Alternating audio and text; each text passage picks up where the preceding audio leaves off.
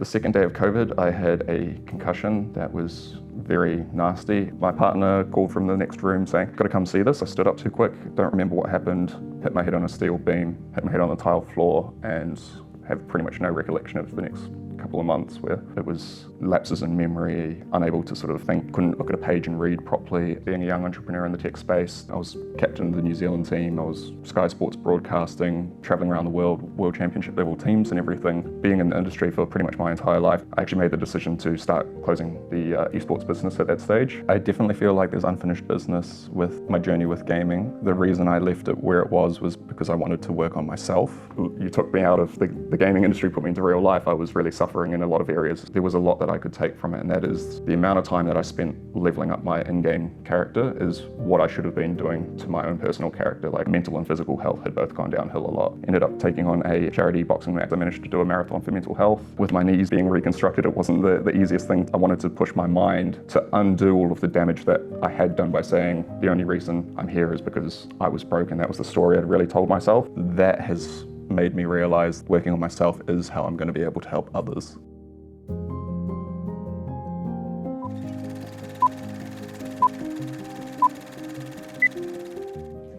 Yeah, thanks for coming on the pod, Cam. I thought your story was super interesting to chat about, so I thought it'd be awesome to have you on. And yeah, obviously, interesting background with esports, and like you say, it feels like a lifetime ago, but I mean, it was only 4 years ago.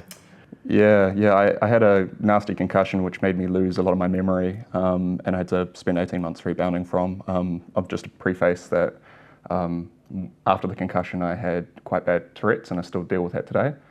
So if any tics or anything do come out, just want to sort of, I guess, put it out there that can't help it, but I will try and keep a lid on it as best as I can.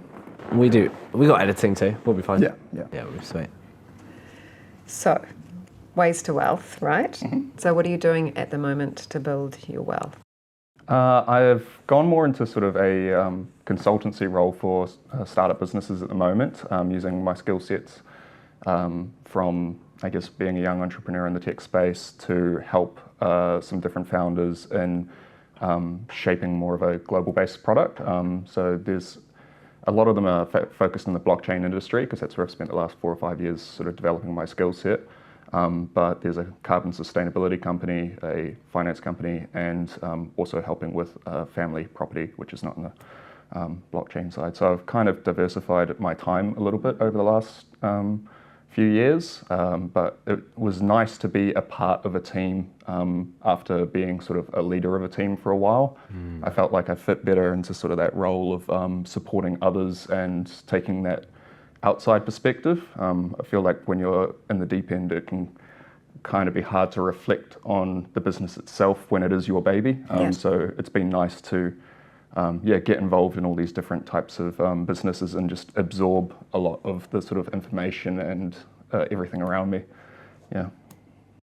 So what was it?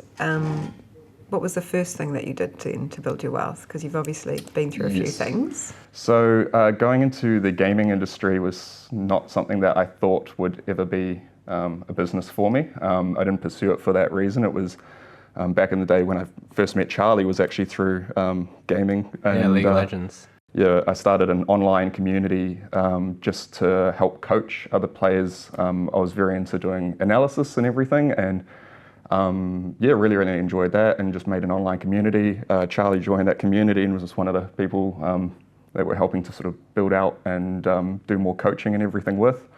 And then that led to actually opportunities of becoming a professional coach in gaming about going on 8 years ago now, I think. And that was, I guess, my first look into what it was like to actually see it as a profession, because this is quite early days on for esports when it was just sort of building up.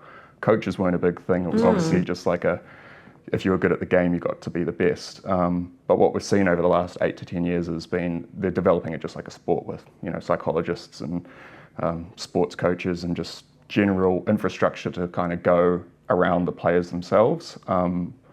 I moved into that and got a role overseas with some American teams and some opportunities over there. Traveled over to the first, major outdoor arena World Championship event for League of Legends. That was 45,000 people in a stadium to watch 10 guys on a computer screen. Yeah. And I'd only ever really been to, local local internet events. cafes. Quite different. Yeah. Just a whole bunch of sweaty teenagers and stuff in there to actually the whole, just blown out Korean city lit up with all of that. Coca-Cola sponsoring all of the beverages, like with characters and stuff on it, all the trains painted up. And I was like, wow, this is completely different world. And from that moment, I made a decision that I was like, I'm going to try and take what I'm seeing here and get New Zealand a piece of that. Mm-hmm. And so, we started the New Zealand Gaming Championship off the back of that, which was the first televised esports championship in New Zealand that went on Sky Sport. I did that with a group who's now called Let's Play Live, and they're managing a lot of the local esports scene as well. And then there was an opportunity to branch off and specialize in gaming from there. And so what I learned in the broadcasting side, we essentially saw Sky Sport doing a big broadcast, bringing in all their vans and everything like that.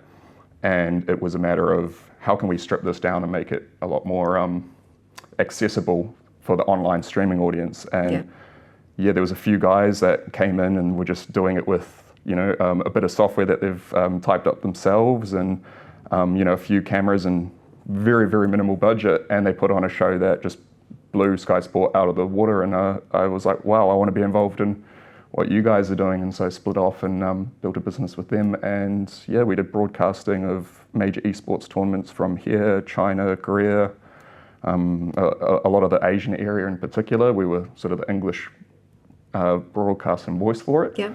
And off the back of that, we got sponsorships and helped get teams over to international tournaments. And that kind of went from, just obviously being passionate about the game itself into now you've got to think about, player health and employees and broadcasting rights, licensing, and it all kind of got quite overwhelming quite quickly. I never really thought that that's what I would set out on, but there was just a hole in the market where no one was really putting their hand up. And I think that's probably one of the sort of big learnings from it was I never saw myself going down there, but it just started with me putting my hand up and saying, hey, I'll help to do stuff. And that was right back at university where there's clubs and everything for it back then. I mean, esports in general was very grassroots for actually quite a long time. But then as internet speeds improved, it kind of grew really with that because you were able to do more online than you could previously rather than just LAN tournaments. Esports in the early days was all about LAN tournaments where you'd get together and you'd play on essentially an even playing field because there's such a difference when you're playing from different locations. The actual latency of those connections make quite a big difference. Okay. So then you get into a stage where to get an even playing field, you actually want to play in the same place. But esports in general is very grassroots and it grew grassroots, but had these huge companies that own the games. And then there's this whole tension between people putting their hand up to say, hey, I want to develop, grassroots esports or develop esports in general, and the obviously incentives and alignment and control obviously of these large developers. So it's quite an interesting industry that I obviously have quite a lot of experience in building Uproar, which was a gaming and esports platform. And as an independent, like Cam was, you're having to negotiate with these large institutions that are trying to, one, protect their IP, but two, also kind of they're in a position where they can kind of use you to their will. Yeah. And what Cam was really trying to do as well was, you focused a lot on New Zealand and what it would mean to have Kiwi players actually going overseas and being successful. And that's such a hard challenge in itself, but like trying to deal with all the taboos that were associated with gaming, especially back then, and then obviously trying to legitimize it and how do you partner with people. And you were really good always at building partnerships. That's one thing that I always noticed that you were able to do was basically kind of talk to people and build those partnerships. It was really great. But if you're the main node in all those partnerships, that can obviously be a lot of pressure. Yeah. Yeah, that's a good point, and you understand where I'm coming from the point of view of it's one or owner of a game that is sort of ruling over the industry as a whole as well. And so with game developers, it's not like, well, I guess a good analogy is for football. If we want to go and kick a football outside, we can do that. But for an online game, they have total IP control where they can stop you from even playing football outside. And so there are certain regulations and restrictions that can be put in by the developers themselves that have, I would say, throttled the industry quite a bit, where they have held on to a lot of their IP in ways that maybe it would have been better to pass it to grassroots and allow a lot more of an organic sort of growth of the industry. But yeah, there was a lot of learnings from that, which is, if you don't, I guess, control your IP, then someone else does, and that can really hurt you in business and your journey later on as well. And so what did that look like for you then? Yeah, so building it up from the grassroots, it went from university to national leagues to helping to host world championship events or like broadcasts and everything around it. Once we hit a certain level, we had some really, really good reputation and everything around it. But when COVID came, we were doing predominantly broadcasts, and we also had teams overseas in Taiwan predominantly. Everything moved to an online format, which everyone would think, wow, that's great for gaming. But it actually took a massive element away, which is what you were talking about around the LAN environment, which is like live together. That's where you have moments of people, really, really sharing in the moment. Like, we were the only English-speaking team. It was Australia-New Zealand team over in Taiwan. We were also favourites in Asia because our players are very emotional, and you could see that when they win, they high-five and scream, and they get that sort of sporting moment, highlight montage. When it's just a name on a screen, it's not the same. It's not the same, and the sponsors also bought into our story, and they bought into the broadcast and everything, and then that was not only at a team level of them not playing live, but we used to have a studio here where we do live broadcasts with people sitting in a similar situation. When you take that to bedroom broadcast, it looks entirely different as well. And so that kind of brought down the level of the broadcasting element of it, which also took away a lot of the storylining and professionalism and things around it. But I guess at the end of the day, once that level of broadcast was what was accepted, it lowered the value and standard of the business that we'd built, which was a live broadcast that could be broadcast anywhere in the world from a studio. But when it became bedroom broadcast, it meant that we were sort of having to drop a lot of our margins and drop sponsors and everything like that because the level of standard wasn't there. And with restrictions, both from the government here, meaning we couldn't actually hold up to doing our live broadcast anymore, had to go to the home format and everything like that. It just really changed a lot of the space. And I guess the game developers at the end of the day are able to switch things on and off at will. And I've seen that with player contracts and team contracts and broadcasting contracts where because they are sort of the top of the tier and they don't have an association, there's no player unions, there's no protection on that level. There were, right across the board, some questionable sort of decisions as to how they handled it from a business versus a sporting perspective, because I guess that's where it gets muddled up, is they are for-profit businesses, but they're trying to push it as a sport at the same time, and that's where I guess the tug of war over the last sort of 10 years has kind of been between, like, where does it land? Is it just run by the business of profiting off the game itself, or is it fostering a healthy sports ecosystem that gives back to the grassroots? So COVID hit you guys hard. How did that look for you guys? So me personally, the second day of COVID, I had a concussion that was very nasty. I was quite stressed out by everything that was happening during COVID. A lot of things up in the air, and all I did was I was at home, went outside to get some air, took some deep breaths, and then my partner called from the next room saying, "Oh, hey, you've got to come see this." I stood up too quick, don't remember what happened, hit my head on a steel beam, hit my head on the tile floor, and have pretty much no recollection of the next couple of months where, it was lapses in memory, unable to sort of think, couldn't look at a page and read properly, and doctors were saying you can't even look at a screen or anything like that. And so I had to have a pretty hard decision after, being in the industry for pretty much my entire life, playing games throughout my life, had to make the hard decisions during COVID, which no one knew what was happening at the very, very start of COVID. And so I actually made the decision to start closing down the esports business at that stage. We kept one of our teams running, and that was under the Vodafone Warriors brand, New Zealand brand that we hoped would be able to work with us to sort of establish that real local sense of pride, I think. But yeah, the broadcasting side itself, it really came to a decision between, do we scale up, or do we fight down for the crumbs that were kind of left by the broadcasting model steering that way? And with my head the way it was, I didn't want to take on additional risk, and I actually took 18 months away from any work at that stage, and just worked on my mental health, because I'd never experienced anything really like that in my life. I'd had physical injuries. The reason I got into gaming was both my knees blew out when I was younger.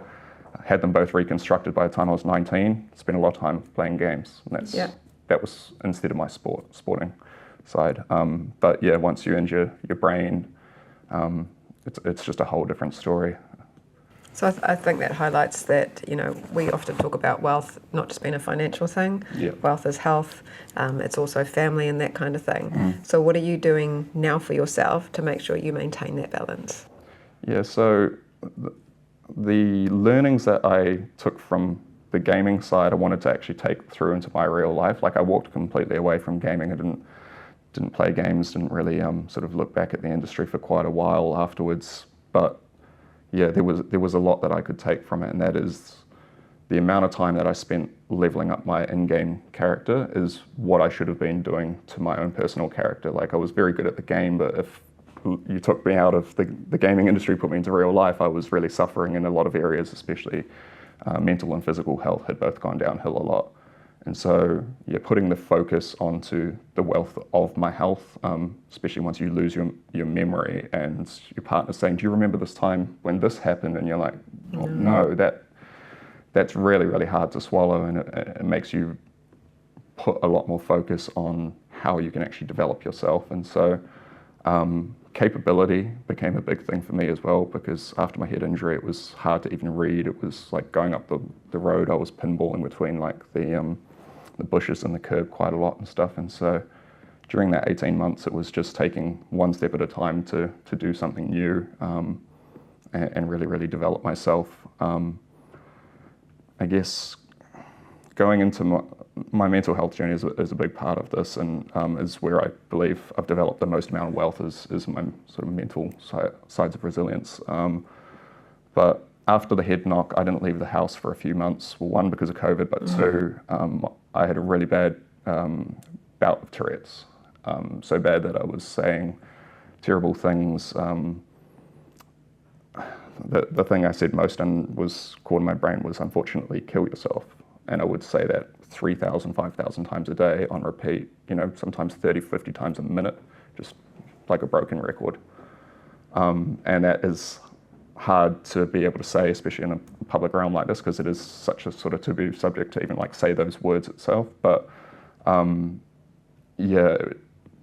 what I had to do is at one stage look at myself in the mirror and just see this person looking back at me. And anytime I started saying these negative things out loud, which I couldn't control, they were just, coming out. But what I could control was my actions. And so I started doing one push-up or one, go and clean the dishes or go for a walk or whatever it was. Anytime I said something negative, I had to offload that balance with something positive. Yeah.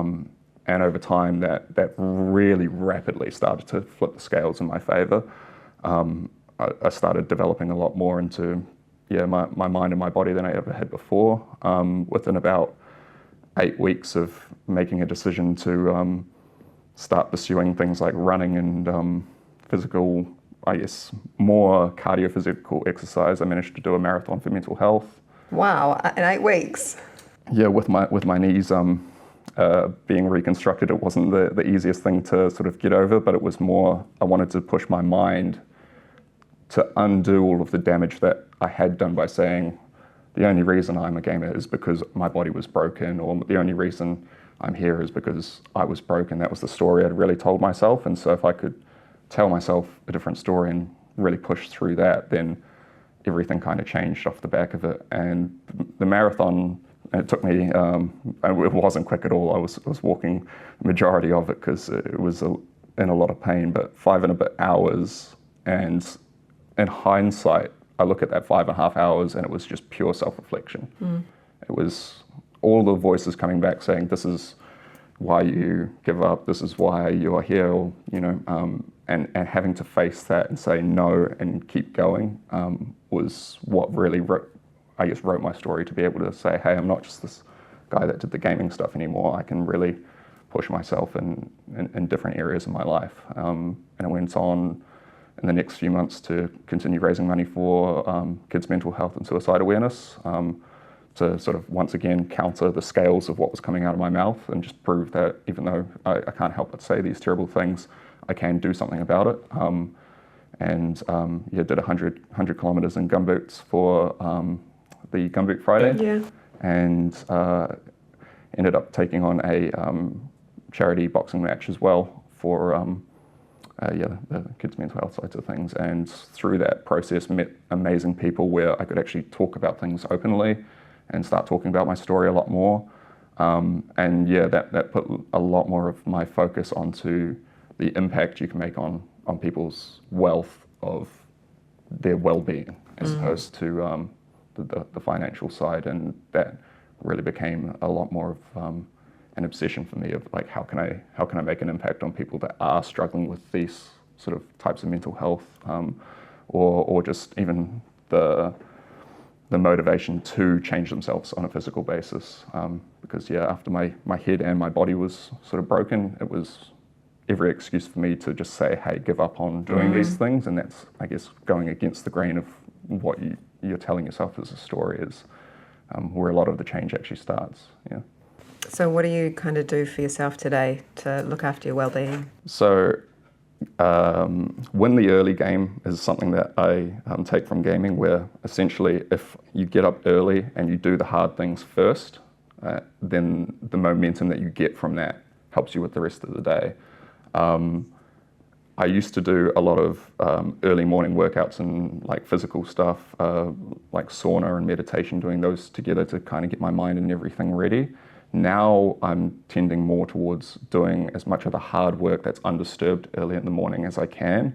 I like to get up and be able to take that block of time where it is just 2 or 3 hours of me focusing without anyone else emails or that sort of deep work. Yeah, deep work. Just generally trying to take care of myself better, like hydration, sleep, all of the basics that being a gamer used to ignore with late nights, Red Bull, or the rest of it. And it's so funny because you look back and you're like, if you told a gamer, like, if you just got 8 hours of sleep, your character would be 30% more aware and faster reaction time and all this sort of stuff. You'd do it in a heartbeat. But when you're that character, it's really, really hard to sort of apply that same knowledge to yourself. And so, I'm really focusing on how can I actually focus on my own health before I focus on the outcome itself. And the more I focus on my health and my capability, the easier the outcome becomes. It's really about, for me, finding a good routine. I like consistency. I used to live quite a manic lifestyle, but finding consistency is definitely, I feel, key for sustainable, like a sustainable sort of living side. Yeah. In terms of your wealth holistic mindset, how much of that do you think has been what you've been brought up with versus necessarily some of the things that have happened along your life journey? Yeah, that's a good question. So I came from a split household where my dad was very, very successful in business and property, and was, I guess, working a lot of the time. And whenever I'd go around to his house, he wasn't really there. I was with babysitters and stuff quite a lot. But I was in a nice house, and I did have a lot of like nice things there. However, with my mum, we lived in a very, very small cottage with 2 bedrooms, like next to no heating, and it wasn't like a poor situation, but it was very minimalistic, 1920s sort of cottage and everything. And going between, I saw that, I think it was a real estate agent came through my dad's place once and said, "This is a house and not a home." And that just like flicked it on for me quite early, where I was like, yes, my dad's got a nice house, but I'm not at home where it's loving and you have presence and connection and all of those other sort of elements of it. And so my, I guess, perspective was definitely tending more towards how can I set myself up so that I have time on my side to be able to spend with family and those that I love the most. And it's quite a duality of a lifestyle, going from something where it is like love and presence to a lot more drive and focus to be wealthy in the traditional sense. I see both of my parents as like wealthy in their own way, and it's for me trying to find that sort of middle ground. I would say slightly left leaning on the side of where my mum and the way she's built my family has, built my connection with family has been a really, really strong presence, especially after like going through the mental health sides of things and everything like that. You really look at who you're building in close. So I have drive, and I do really, really want to achieve.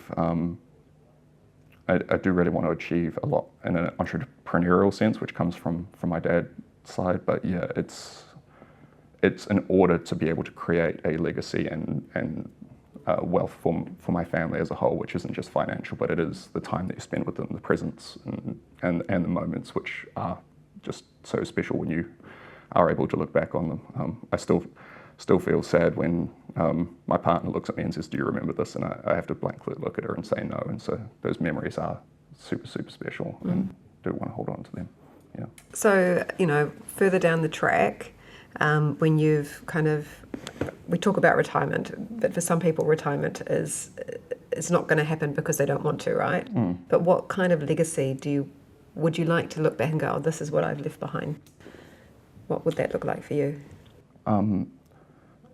I want to move into a space where I'm constantly coaching or teaching, as opposed to like fully retired or anything like that. I'd love to be sharing knowledge and continuously, working towards just helping, I would say helping others find some balance in their lives while still being able to pursue their goal. Because I think that from personal experience, I've thrown everything away to pursue the goal, and that's where you're building yourself on a house of cards. Yeah. And I hope that someone else doesn't have to hit their head and have a head injury in order to, take care of themselves in the future. And I think it is easy to get quite caught up in the depths of what you're doing when you are in the deep end, pursuing it on your own as well. So whether it is business founders or whether it's just helping people, I'd love to be able to be involved on coaching on a holistic sort of basis, as opposed to just one thing in particular. And sports has been something that I've been helping a lot with at the moment. I didn't really see myself going back into that side, but helping kids in particular with sports is something that I'm really, really passionate about, and getting more involved in developing that, because I think that that's actually probably one of the best things to prepare you for business, is being involved in a sports team, as opposed to just the sort of standard education that most kids get. So what are you doing in that space at the moment then? I'm only helping my little brother's rugby team. I've been coaching it the last few years, and it's been honestly highlight of my life. Yeah. Just seeing all the kids develop and like the relationships that I've built with some of them over the past few years has been really, really amazing. I see how there's a really big gap, and especially in rugby, for a lot of the support for the actual coaches and everything themselves, and the club sort of mentality around things. I think it's important to not just be a part of a team, but be a part of a culture. And sometimes that culture can kind of be, I guess, missing from both the team or the club sense. And so being able to work within helping to bring it together more, not just for game day or for practice, but for those moments, the barbecues, or the team trips away, or the club meetings and those sort of things where you can really just feel a part of something bigger than yourselves, and make more moments than just what happens on the field. It sounds super rewarding.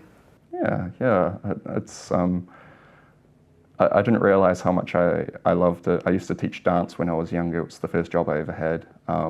And I used to really love that.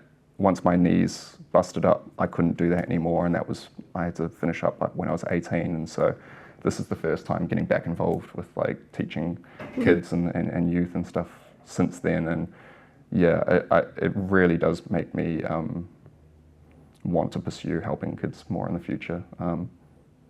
Going back to your last question, sorry to zigzag, but the mental health sides of developing kids is something super, super close to my heart, and it's something that I really will push for throughout my entire life. Cool. So based on your definition of wealth, how would generational wealth look like to you? I think generational wealth, it's interesting because you have a really acute appreciation for this, and then obviously with you expecting, congratulations again. Thanks. Which I think you're going to make an amazing father. Totally. Thank you. It's really interesting to hear your story in depth, and I really appreciate how open you are, and you're so resilient. It's crazy, like you obviously you're in a situation where you have to deal with the idea of generational wealth, and then you have to bestow that into your new life. So what does that, like Helena said, what does that look like for you? Maybe thinking how you take it forward. Maybe that's an easier way to think about it. Yeah, I think it's less about the material possessions from like a generational wealth point of view of like, building up I would be happier to have less of a financial wealth, but more of a social, physical, emotional, healthy and spiritual healthy lifestyle with how I build my family and the generational wealth sort of within that, where passing on sort of the good values of harder work and pursuing something that you really actually want to be doing. I guess that shapes my view of generational wealth more than just what I can leave on a financial side for it. The financial side will come if you develop all of the other things. It's really if you have a great financial generational wealth, but you don't have the emotional stability or the resilience or anything else to go with it, that is where I think it would actually cause more harm than good. And I have been on sort of the side of that as well, where I guess seeing the two different sides of my life and what the pros and cons are. Like my dad has wealth, but whether or not he has the amount of time that he would have liked for the things that he wanted to do is sort of another question. And I want to be able to remain as healthy as I possibly can going into my later stages in life as well. I think that's a big thing for generational wealth, is like, if I can be here to actually talk to my grandkids and great-grandkids, that's worth more than any sort of financial wealth to me personally. Sorry if I didn't really answer that. No, you very totally did. straightforward, but- No, you totally did. And that's part of the reason I asked that question, is because the way you view wealth is obviously how changes that, because a lot of people think of generational wealth as just money, right? But like you, I see it as something a lot more than that. And so with that in mind, with your family expanding, what beliefs would you like to instill in your children around that as well? Yes. So I want to be able to support them in whatever they do. However, I want to obviously have that level of, if you are committing to something, that you do commit to it fully. Because I think that at the moment in today's society, we do have a lot of ability to zigzag, and I'm guilty of zigzagging through a lot of different things myself. But the learnings come from the things that you don't want to do. And if you're committing to something, there's always going to be stuff that you don't want to do. And so actually seeing out at least to the next milestone or goal or whatever else it is, I think there's so much learning within that. I think it doesn't matter if you don't know what you want to do, but that's no excuse for not doing anything. So you don't need a goal, but you should be focusing on yourself. So yeah, it doesn't need to be an outcome or a milestone that you're necessarily heading towards, but focusing on one thing that you can do better for yourself each day. And I don't care what that is, but as long as you've got that time to work on yourself, could be art, music. I used to dance when my head was blown out big time, and I couldn't really control myself. I'd go out and dance at like 12 o'clock in the morning when no one was outside. And I know that sounds really like dumb and sort of stupid to just be dancing outside on your own at midnight, but it was honestly some of the best development I've had for feeling like myself again. And so once again, sorry to zigzag, but that's, for me personally, I just want to support development of your own personality first. And I think that definitely obviously came from gaming, because gaming at the time when you got into it was taboo as well. It's less taboo these days. But you obviously always had that kind of in you to be like, oh, it isn't necessarily stupid if it's misunderstood. And you obviously you advocated for an industry that was misunderstood for sure, and then tried to improve it. And I wonder, like, if you'll ever circle back. Do you feel like you've got unfinished business there, or? Yes, I definitely feel like there's unfinished business with my journey with gaming. Mainly the reason I left it where it was because I wanted to work on myself. But that has made me realize that working on myself is how I'm going to be able to help others.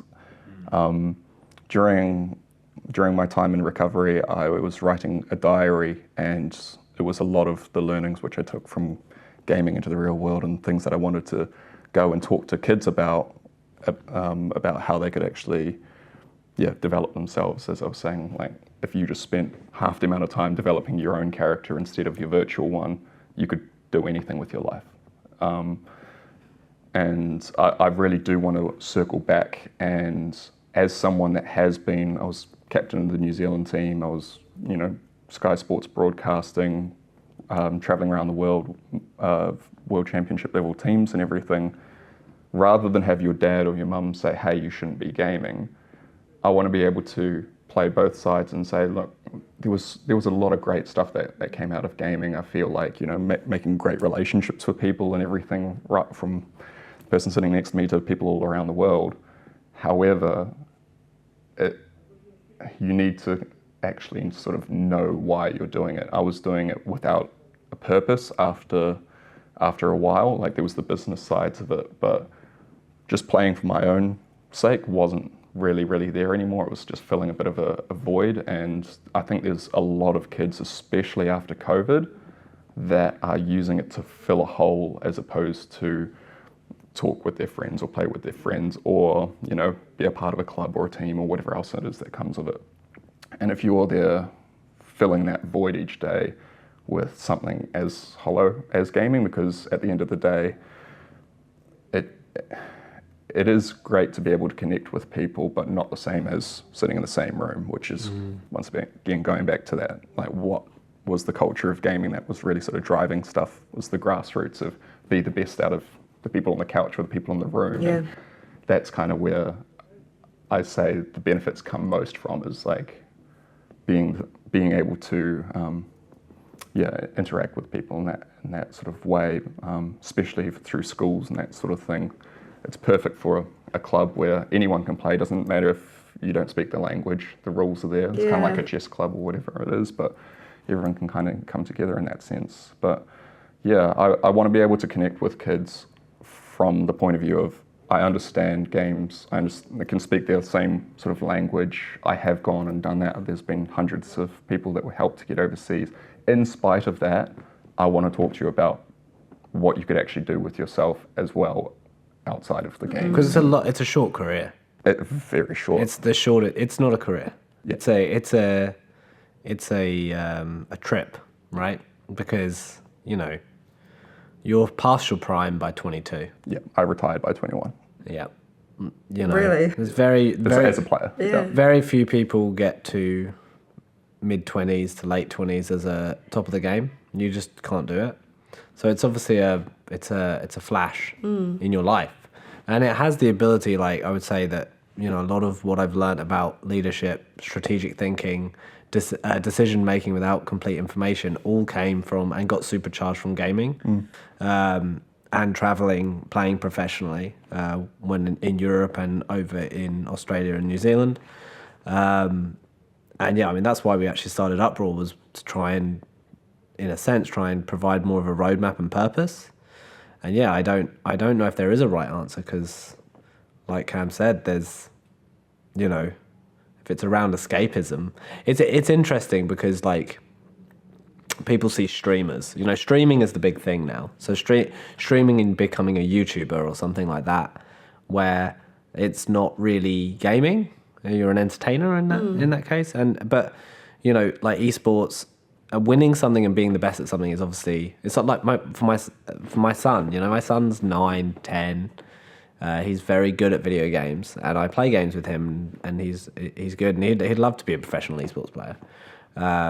But yeah, and I would support him in that, to be honest. But yeah, like Cam said, like I'd get him, like if I ever see him in a game that I don't like, that's very focused on like something like Candy Crush, I would like just delete it from his thing, because it's just about like dopamine hit.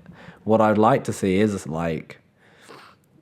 when he plays games, they're more strategic in thinking, and hopefully there's some collaboration where you can communicate, because most of what I learned was probably from World of Warcraft, and it was from the economics side of it, the leadership side of like running a guild. So you're like running 40 people trying to get an outcome, and that can be really fulfilling, especially as a young person, because as a young person as well, you don't get the opportunity to lead people. Yeah. But as a 13, 14-year-old person, but you're very good at this game, you then get the opportunity to actually manage people that are in their 40s and learn from those people in their 40s, because it's not about your age and stage in a sense, it's about where you're at in the game. And then you learn from, you get the opportunity to learn from different perspectives, different people, especially in Europe, because you're playing with people from France and Holland and all sorts of places as well. So I feel like gaming is much better in Europe and probably in the US. It's very hard here. You don't get those same opportunities professionally. You don't get the same opportunities in terms of like, just, it's a numbers game, and there's less people. So you're actually restricted in a sense in the games you can even choose to play, because there might not be enough players. And yeah, I think it's a hard one, because I personally gained so much from gaming. But yeah, how do you use it for good? Yeah, and you put a good spotlight on how unrealistic a lot of the views on like I can just be a YouTuber or a streamer and make money off this really is. Like there are a lot of people doing that, but if you put a lens on like the total amount of gamers versus the ones that do succeed from doing that, It's like, okay, so the All Blacks have 15 players plus all the reserves, plus then you've got Auckland Rugby, all the rest of it. For League of Legends, or like many of these games, you'll have 4 or 5 players for like the best in the country, no reserves or anything else outside of that. And then you've got probably 4 or 5 times the amount of players on a like local basis of people that play these games versus the sports. So you've got much more players, much less opportunity to even make it. Well, it's so much more competitive. Yeah. You know, video games are competitive because you're not actually bound by your body. Yes. Yeah. So the bar is training, which is playing, like a lot. You know, professional League of Legends players, where I'd say the bar's probably the highest, are playing at least 12 hours a day. Yeah. Wow. Yeah, and that's why I stepped out quite early, is because I realized this isn't something that, like 12 hours a day, I realized like straight away, if I want to go to my values of being able to sustain a life where I do have time for my family, my partner, and all the rest of this, 12 hours a day is just not feasible at all. Yeah. And through a lot of the youth, where like most players will come through when they're 18 to 20, that's where people will say, oh, why don't you get a part-time job or whatever, to the people that are pursuing a full-time esports or gaming lifestyle. And it's like, okay, so you go and you work 10, 20 hours a week. Someone else is training 10 to 20 hours a week more than you. 10 to 20 hours a week, within a month, you are pretty much irrelevant to the guy that was next to you that was just as good as you before. So now you've completely lost your position. And so that's where it's quite a dangerous sort of industry to continue to ask or like expect kids to kind of succeed in, because very, very small window, age-wise, so much competition, and the stakes are just so high, where if I was doing rugby, I could train, my body can't take anymore, I can take on a job.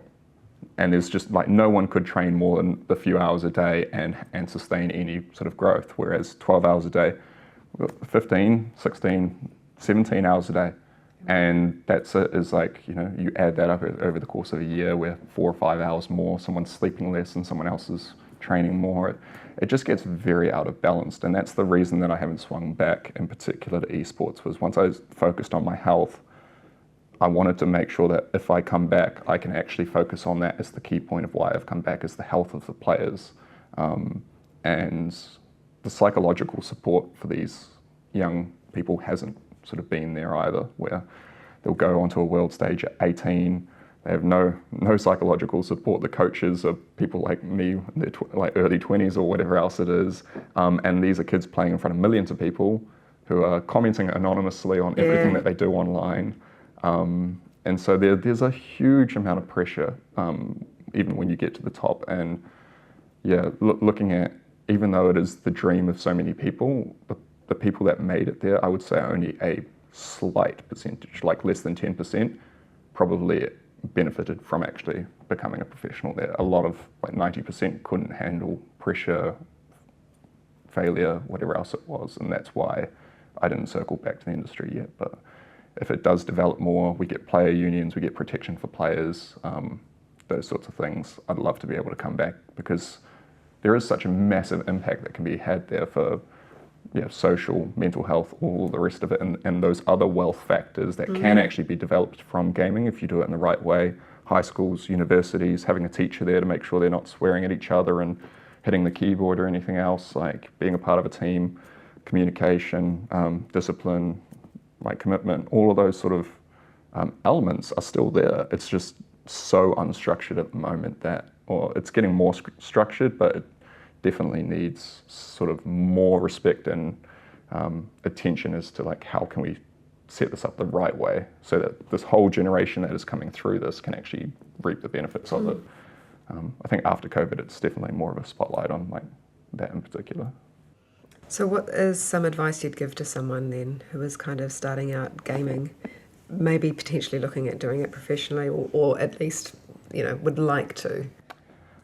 I would ask them to list down the other things that they want to do as well, and weigh up in their mind what succeeding at some of the other things are versus gaming, because I think that that is something that you genuinely do have to do, is what is the alternative. For a lot of people, like myself included, when I was younger, I didn't see an alternative. I just didn't think I was capable of doing anything else. And that's why I wanted to go out and do a marathon or something else, because it was like, if I can do that, then I can do so many other things. And that just opened up a whole world of completely radical new things that I could try. And so, yeah, having a focus for someone that it's like, it's fine if gaming is like really, really what you want to do, you're going to have to treat it like a profession. You are going to have to really go for it if that is what you want to do. If you're not sure about it, then compare what you're wanting to do versus the highest success in something else. Because if you can achieve the highest success in esports, you could easily just have the exact same mindset towards whatever you actually apply yourself in. It's just a matter of drive, motivation, discipline at the end of the day. And if you can sort of pivot that, then the world's your oyster. Mm-hmm. So yeah, for that first question, is this what you really want, or is it just the thing that you think is closest to what you want? It is a hard question to ask someone, but at the end of the day, when you're young, you're so you want flexible. to do it. Mm-hmm. Yeah. But also, like, I guess, you know, the other advice would be, by the way, if you're healthy in your mind and your body, your performance in the game will be better. Yeah.